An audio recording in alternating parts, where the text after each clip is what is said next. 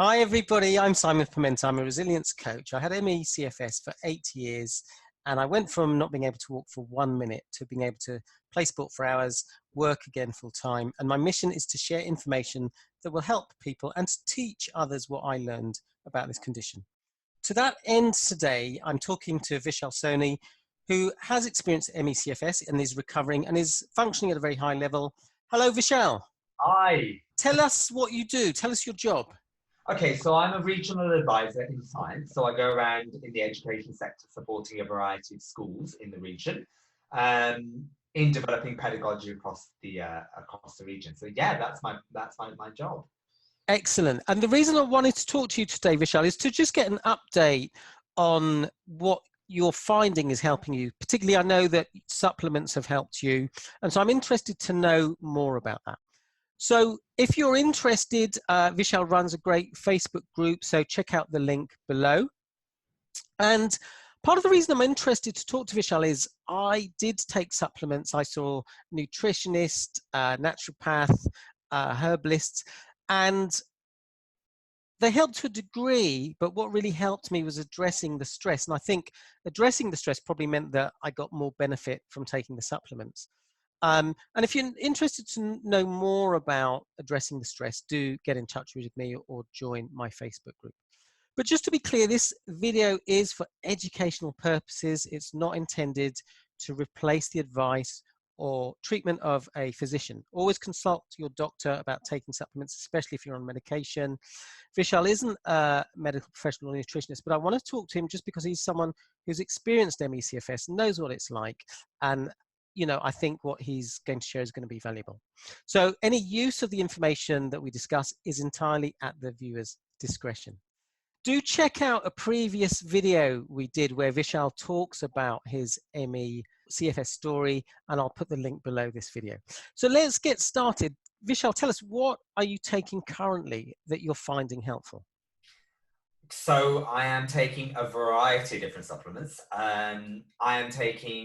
It's important to note actually, before I go through this list of supplements that I'm going to go through, that I'm not taking all of these every single day. Things have changed quite rapidly since last time when I had the pleasure of speaking to you previously, which was a great video. Thank you very much for inviting me for that one. But this time I have become far more well-informed, and through experience I've identified when I should be taking them and when I should not be taking them. So things have changed quite rapidly and quite significantly since then. So the kinds of things that I'm taking include vitamin B9, vitamin B12, vitamin B1. I will also talk today about 5-HTP, which is miraculous as well. PQQ probiotics, molybdenum.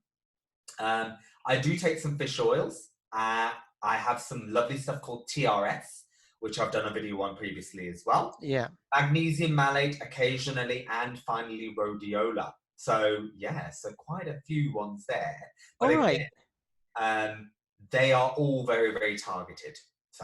So let's find out a little bit more about that. Maybe we could start with the B vitamins that you're taking. What are they for? What are you taking those for? So B9 in particular, folate, and B12 in particular, the type of B12 that I have is called hydroxo B12. Both of those are really important for the process of methylation. And methylation is where you take the methyl group of these particular substances and you then put it into a cascading chemical reactions, which go on to support around about 200 chemical reactions in the body. Yeah. Many of which of those are actually really good for energy.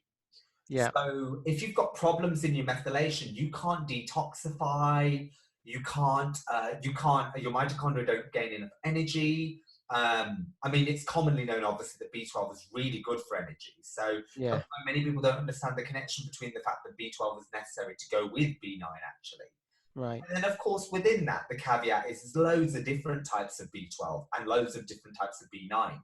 The one that's recommended most highly is methylfolate or methyl B12, because both of those are really good as methylators. So that's why I take them.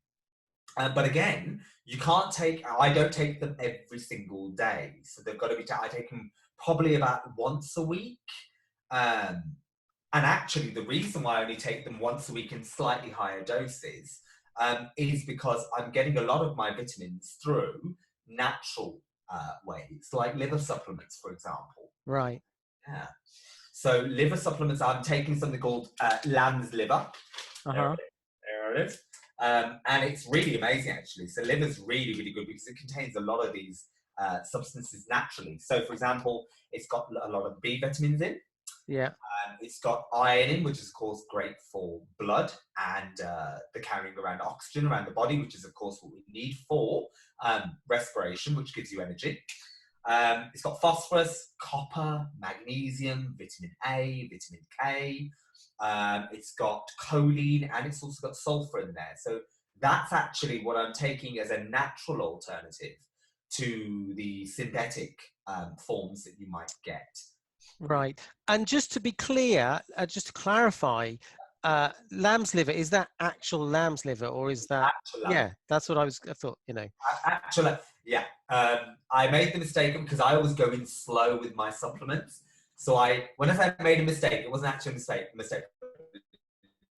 It actually tastes vile. I actually broke the capsule open, and I can confirm that it does taste like liver. Yes, I can imagine. Delightful. Really enjoyed that experience. Yeah.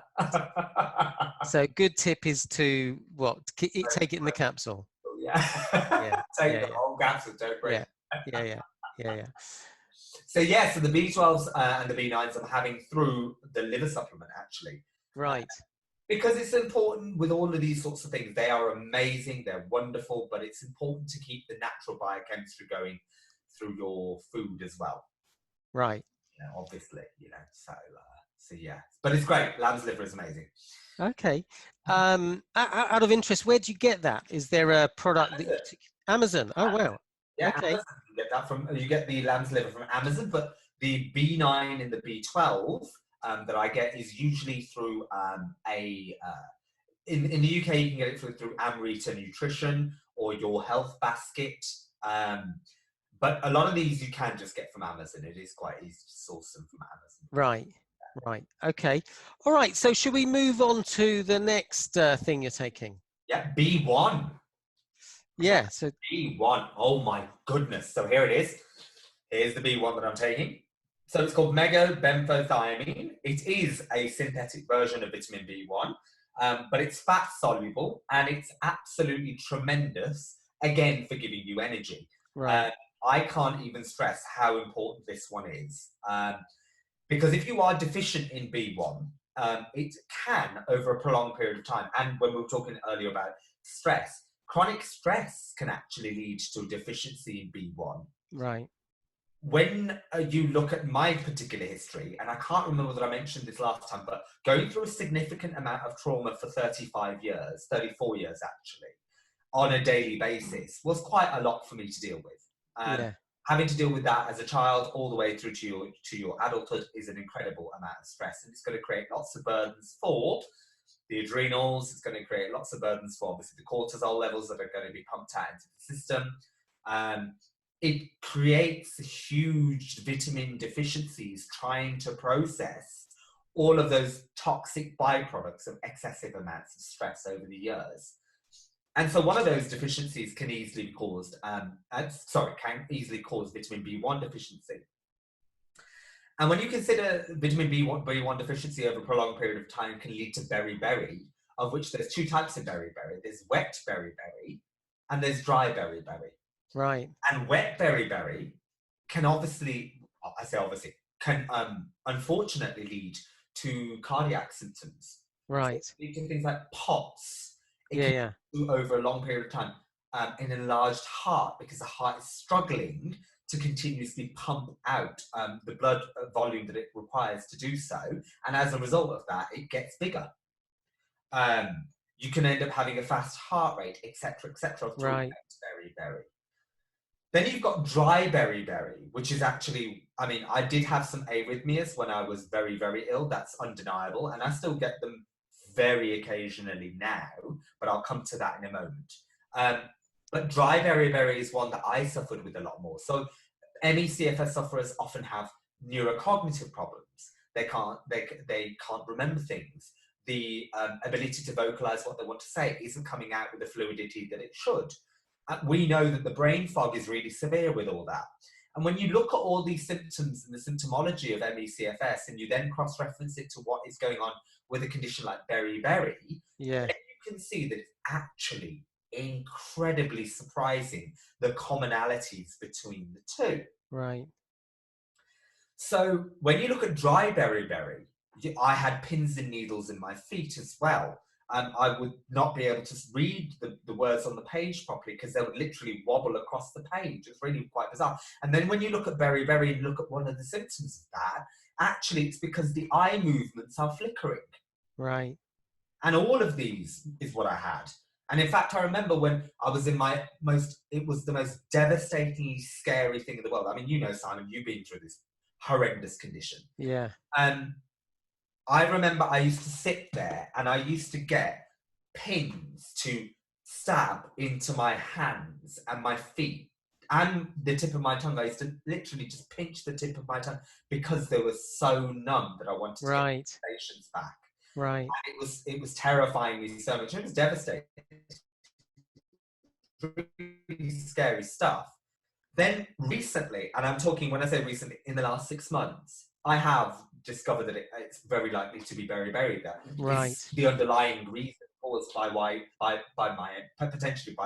was getting ME/CFS. So I've been supplementing with vitamin B1, and lo and behold, it has made a huge difference. Right. Interesting. But there's a caveat to that. Uh-huh. And that is that vitamin B1, as well as I think it's vitamin B7, they contain sulphur.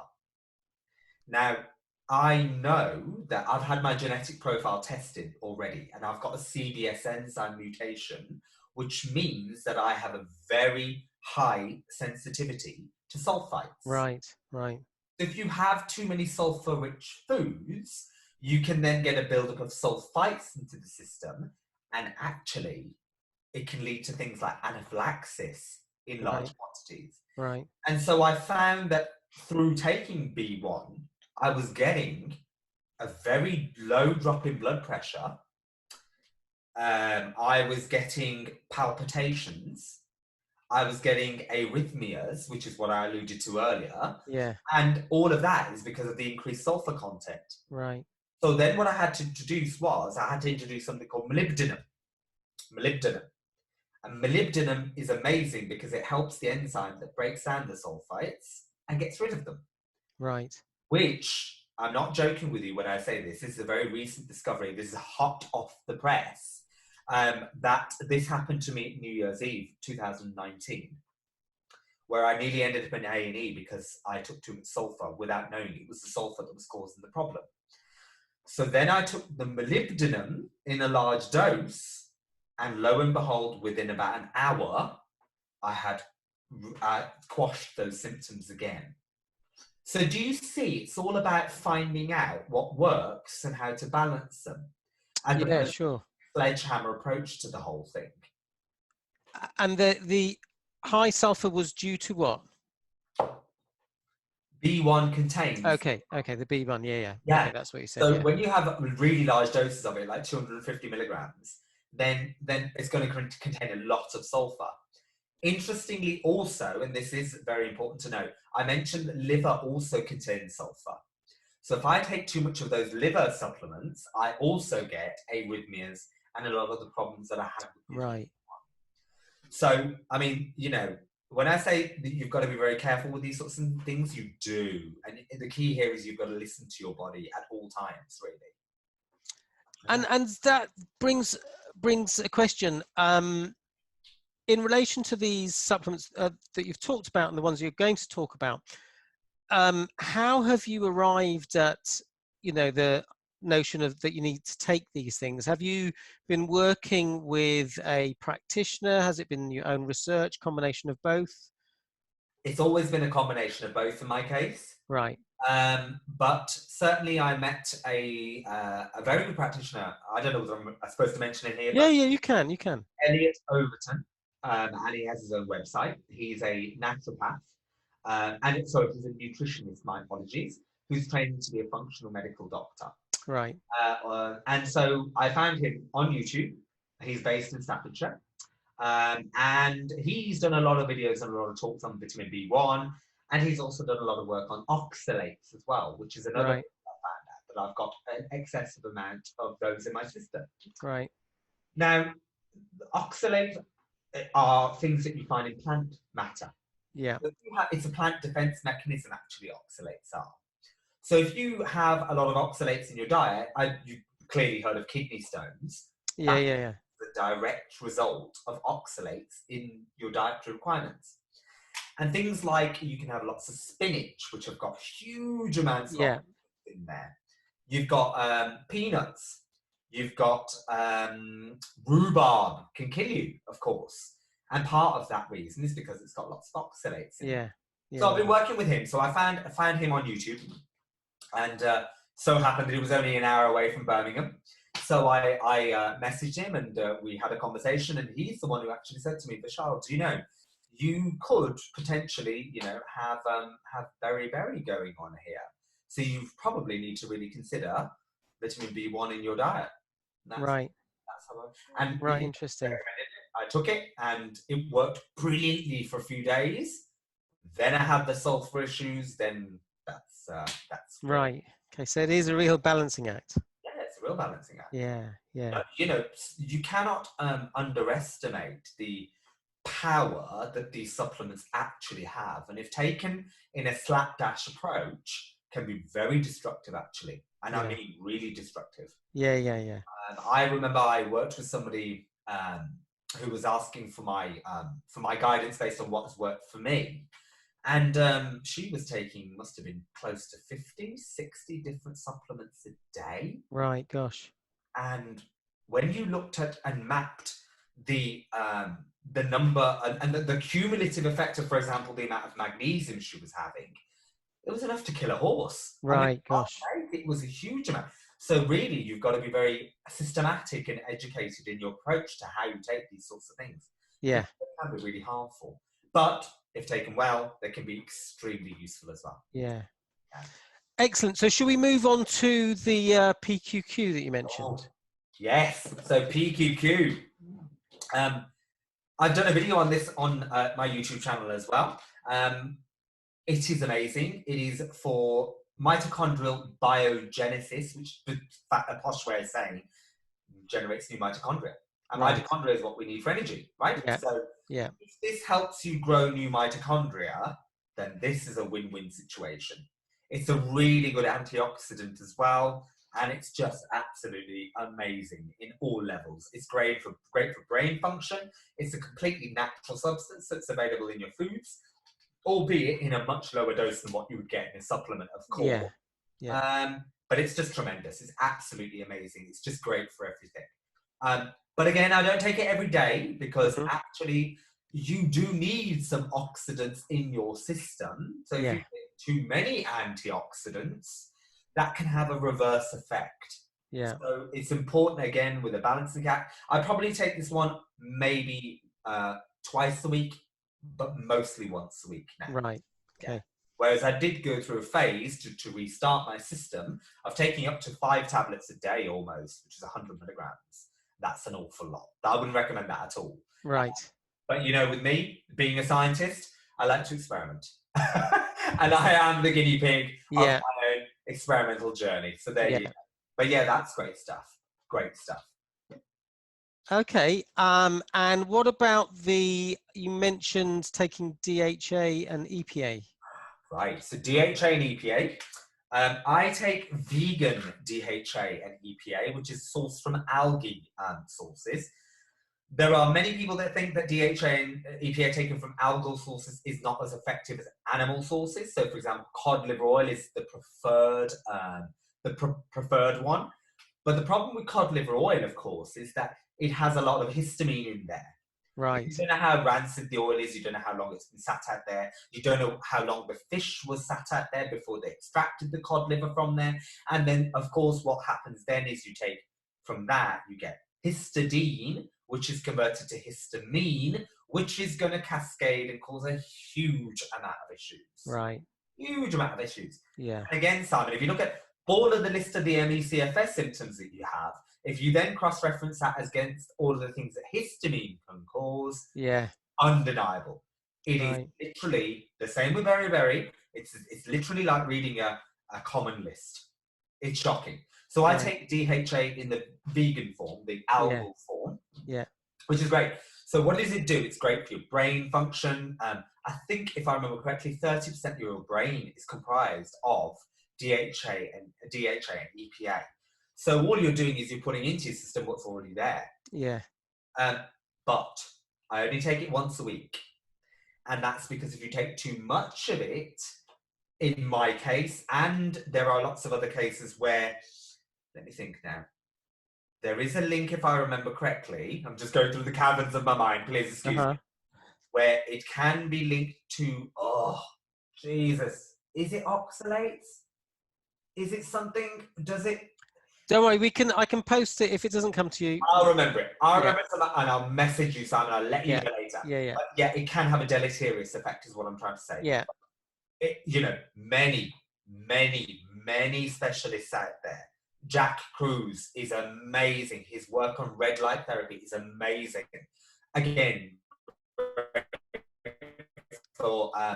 great for your mitochondrial function. It literally, red light therapy. If you haven't checked it out, check out Jack Cruz. He's far more educated than I am. That's amazing. And his work, he recommends only two things. He says get some sunlight for your vitamin D, and he said get DHA into your system. That's the only two things he recommends. Not something that I fully agree with. However, he's very educated and rather brilliant. So definitely check him out if you haven't done so already. But yeah, so that's very good for your brain function. Great for cognitive function, memory enhancement. Has been shown for very good results in Alzheimer's patients, actually.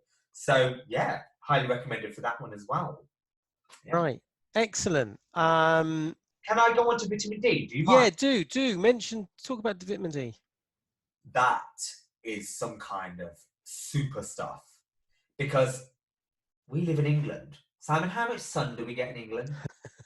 Not much in the winter. Nothing. Yeah. It's rubbish out there. It's grey the whole time. I mean, God knows how you folk cope in Canada. Yet, you see, it's just it's grey today. Grey today. People. Overcast, disgusting, miserable, vile. So we don't get it. And being Asian as well, of Indian heritage, first of all, I've got thicker skin. Second of all, I've got lots of melanin in my skin. So I'm not getting any vitamin D whatsoever. Yeah. Terrible.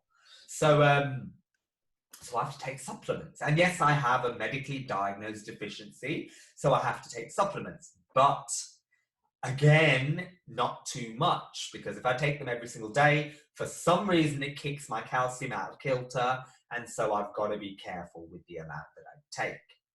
Interestingly, if you take vitamin D, you should also have it with vitamin A. And if you remember correctly, when I was saying about my liver supplement, it has vitamin A. So I have those to support each other. Yeah. But vitamin D, 900 chemical reactions, Simon. It's involved in 900 chemical reactions in the body.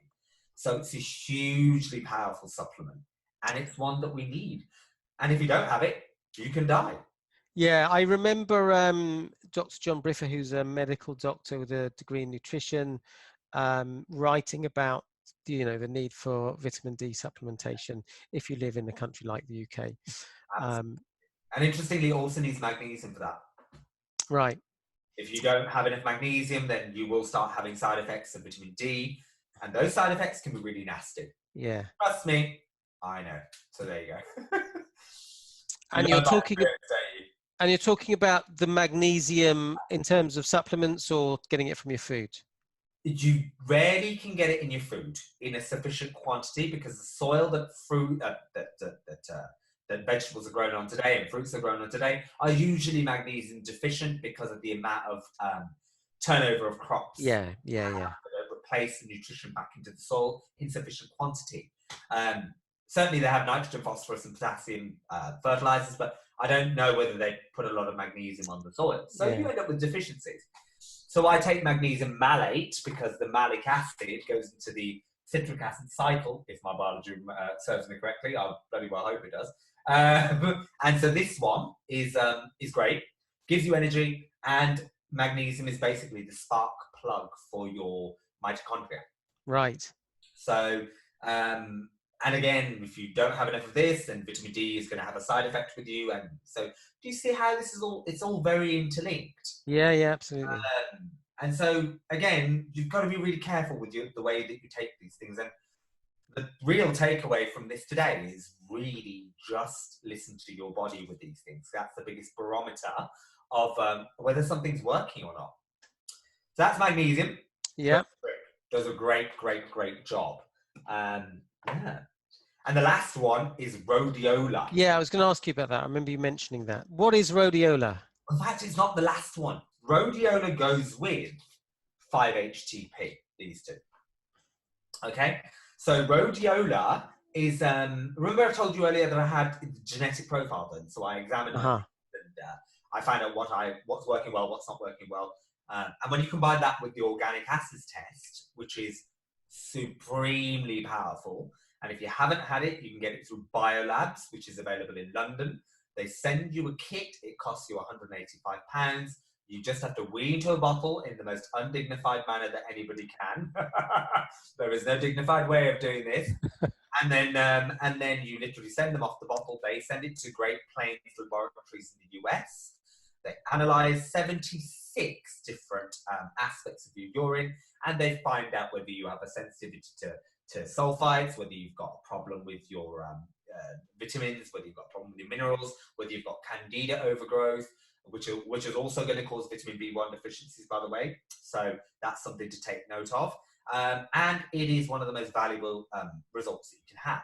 It also tells you your neurotransmitter profile, which is why I've kind of introduced this, because that's why I'm going to be talking about 5-HTP and rhodiola. So when I had my genetic test done, it showed that I've got something called MAO, enzyme deficiency. I've got a problem in that I'm burning through too much serotonin. Right. If you burn through too much serotonin, you end up with things like depression, anxiety, low mood, which we all know is what ME/CFS can bring. It also, interestingly, a low serotonin can lead to pins and needles in the hands and the feet, and memory problems, and a variety of neurocognitive problems as well. And any thoughts about what is driving that? Yeah, genetics. So you're born with a genetic problem, which means that your enzyme either works too fast, slow. So genes code for proteins, and proteins are things like enzymes and various other things, hormones, hemoglobin, collagen, stuff like that. But in terms of the MAO enzyme, that's burning through my serotonin way too quick, way. Right. So, and that's been shown in two different tests, so the organic acids and the genetic profile. The genetic profile, by the way, is 23andme.com. So if you want to do that, you get your raw data, you plug it into something called Genie, which is absolutely free. And then that will give you a report on what you are deficient in, or rather more, what your enzymes and how your genes are working to fulfill optimal health. And if they're not indeed, then it'll tell you that as well. Right. Okay, so, we'll put the links to all of this below. Yeah, brilliant. So yeah, so my serotonin levels are naturally low. So what you have to take, if you've got low serotonin, you take 5-HTP. And 5-HTP stands for 5-hydroxytryptophan, and it then converts to serotonin, and then it later converts to melatonin. Right. Now, melatonin is really amazing, of course, for sleep. Yeah. If you've got sleep problems, and how many people have sleep problems with ME/CFS? Huge amounts. Yeah. Then this can really help you. So I take around about half a tablet of these a day. It's 50 milligrams a tablet, so I take around about 25 milligrams of an evening, because in the day it'll make you drowsy. But I just find it's really amazing mood stabilizer, actually. So coming to that, with that, you can then take rhodiola. Now, rhodiola actually slows the MAO enzyme down. so you don't burn through as much. What is rhodiola? It's a herb. Yeah, that's what I thought. It's a root. I think it's a root. It's a root derived herb. Root derived herb. Yeah. Yeah, I think it is. I think it is. Yeah. So it's like ginger root. Okay. Yeah. It's completely natural. And I only started this about how many months ago? 6 months ago. 6 months ago. 6 to 8 months ago. Something like that. Yeah, I think a client mentioned it. He was seeing a herbalist, I'm going to say, and he was put on that, and he's found it helpful. It's really helpful. I mean, and again, it's natural. I take 2 of these a day. Right. So it's just great. But the science behind it is the reason why people feel better on it is because it's an MAO inhibitor. Right. If it inhibits the breakdown of serotonin, you feel better. You feel more elevated. You've got more serotonin in the brain, so you just feel happier. Yeah. That's it. So, nature holds wonderful powers, right? And so we've just got to utilize her wonderful products. And that's one of them. Yeah. That's great. That's really great stuff. Seriously, Simon, it's amazing. And shall I go into TRS? Are you ready for TRS? Go ahead. Tell us a little bit about TRS, because I know a little bit about it, and I actually was watching a little bit of your video this morning. Were you? Yeah, tell us about TRS. This stuff is toxin removal system, and it is by Corsiva.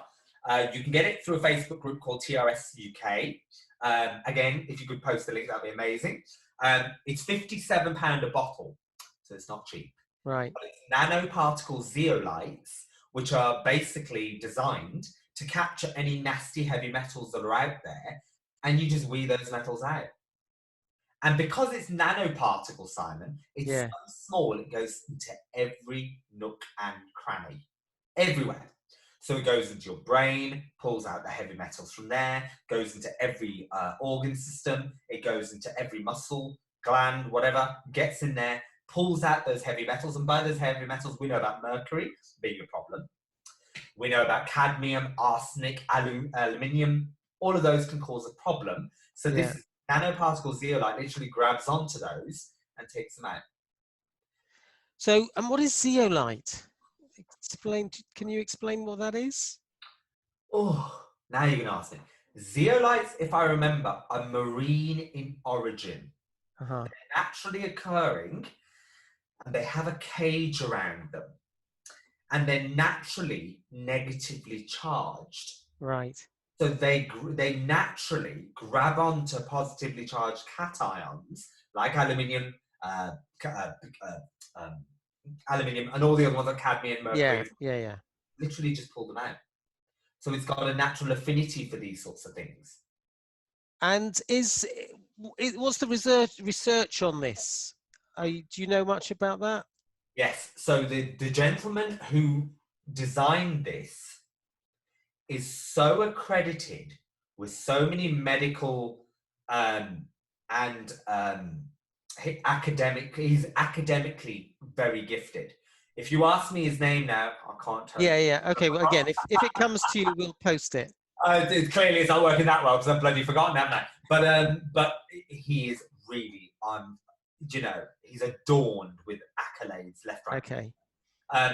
It's not FDA approved, but not everything is. Yeah. But it's very, very useful.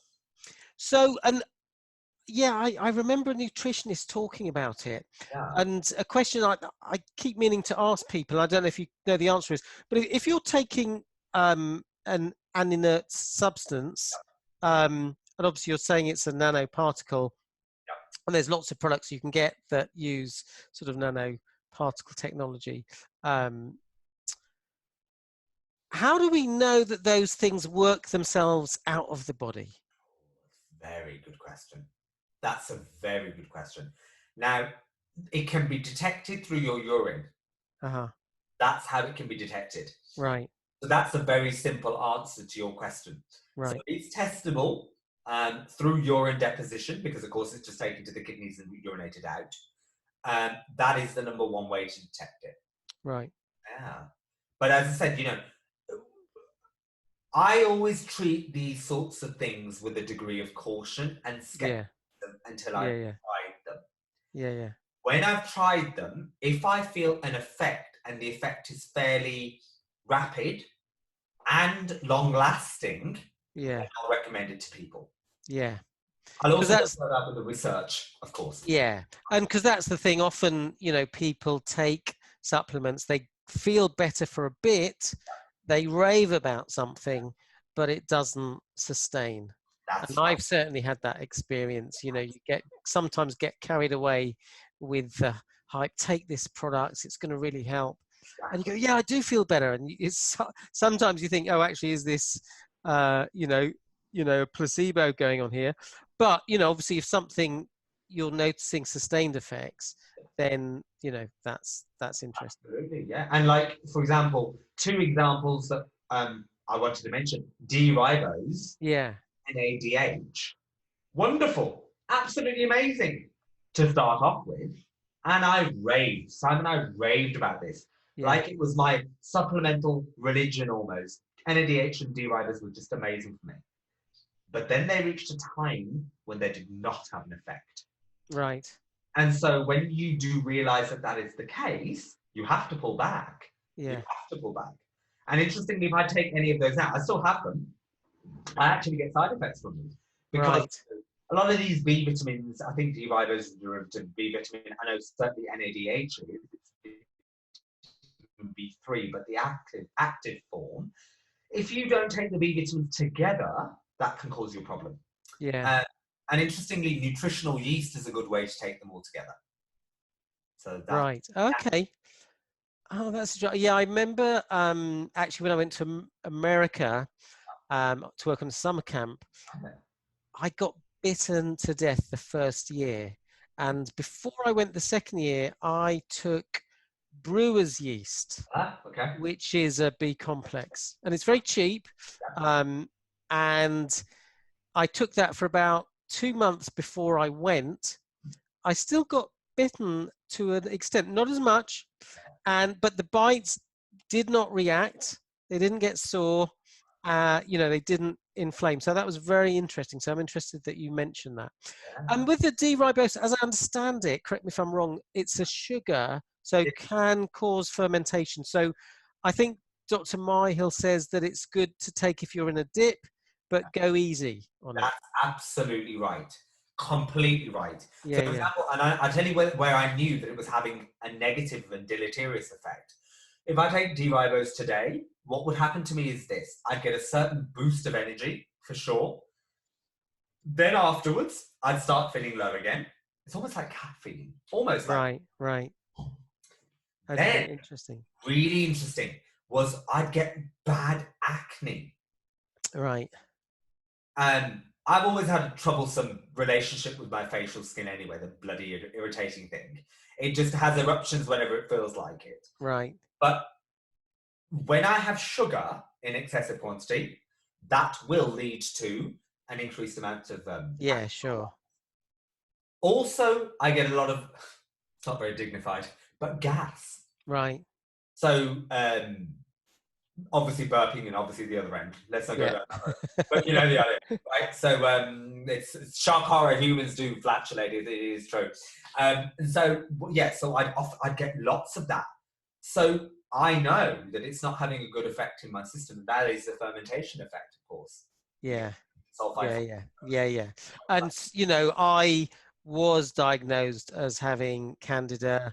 I know it's not recognized in amongst the medical professional, but it was a medical doctor with a degree in nutrition who identified it. And following a protocol for candida really helped me. Oh, did it? I noticed, I noticed very rapidly when I consumed sugar, my whole body would feel weak. And when I followed a protocol, made a massive difference. Massive difference. So that's worth checking out. Actually, while we're on that subject, Go on. candida also, while it's developing nicely in the gut, it will also release oxalates. Right, interesting. And those oxalates, when you look at them under a microscope, they look like shards of broken glass. Right. So if you then imagine those oxalates all over your body, what's that going to lead to? Pain. Yeah, yeah, yeah. That's also related to fibromyalgia. So, Well, actually, you know, we're going off topic here, but correct me if I'm wrong, and you might find if you don't know, but isn't gout related to oxalates? no, gout is uric acid. Oh, uric acid. Yeah, my mistake. Yeah. Okay, But when you thanks look for at that the clarification. similarity, but seriously, when you look at the similarity in their structures, Simon, Yeah, it's unbelievable how closely they look. right. Because there are crystals with gout. There are crystals That's right. forming in your Absolutely, that's absolutely body. right. So oxalates is very, it's not very often spoken about, but now it is being spoken about a lot more now. And when I say not very often spoken about, it's not very often spoken about beyond the realms of kidney stones. Yeah, yeah, yeah. But really, if they can cause damage to the kidneys like that, imagine what they're doing everywhere else. Yeah, yeah, absolutely. So listen, we've covered a lot of ground and we've spent quite a bit of time. So maybe we'll wrap it up there. Unless you've got any final comments, any final thoughts for people watching.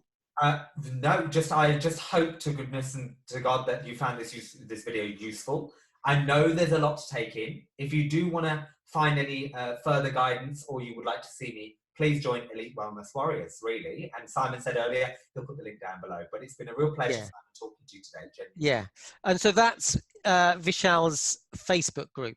Yes. Okay. So yeah, I will put the link below. Yep. Thanks for talking to me today, Vishal. And for people watching, wishing you great health. Bye for now.